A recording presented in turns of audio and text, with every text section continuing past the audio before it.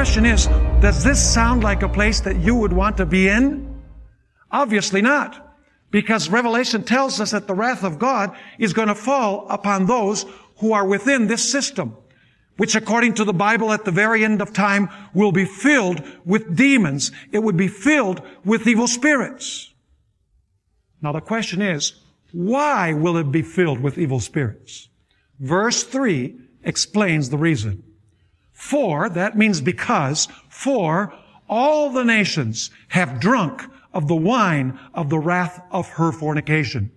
And the kings of the earth have committed fornication with her. And the merchants of the earth have become rich through the abundance of her luxury. So notice that the reason why Babylon falls, the reason why she's filled with every foul spirit, she's filled with demons, according to Revelation 18, is because she gave her wine to all of the nations, to the kings, to the peoples, and to the merchants of the earth. Now, we've studied previously what the wine represents. The wine represents false practices and false doctrines that Babylon has.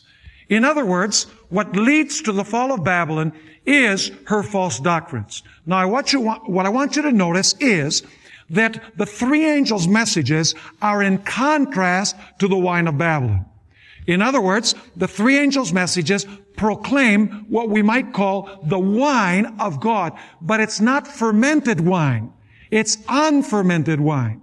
Whereas Babylon presents false doctrines, adulterated doctrines, which means that this wine is fermented. And this fermented wine deranges the minds of people so that they cannot grasp and understand the truth as it is in Jesus.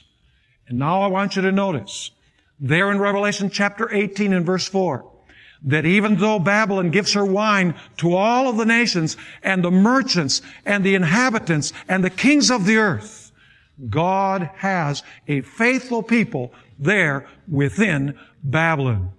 You say, how do we know that God has a faithful people inside Babylon? The reason is very simple.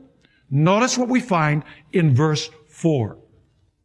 And I heard another voice from heaven saying, come out of her, my people, lest you share in her sins and lest you receive her plagues.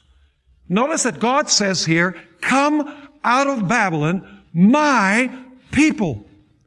Now, if God says, come out of her, my people, it must be that God has people within these systems.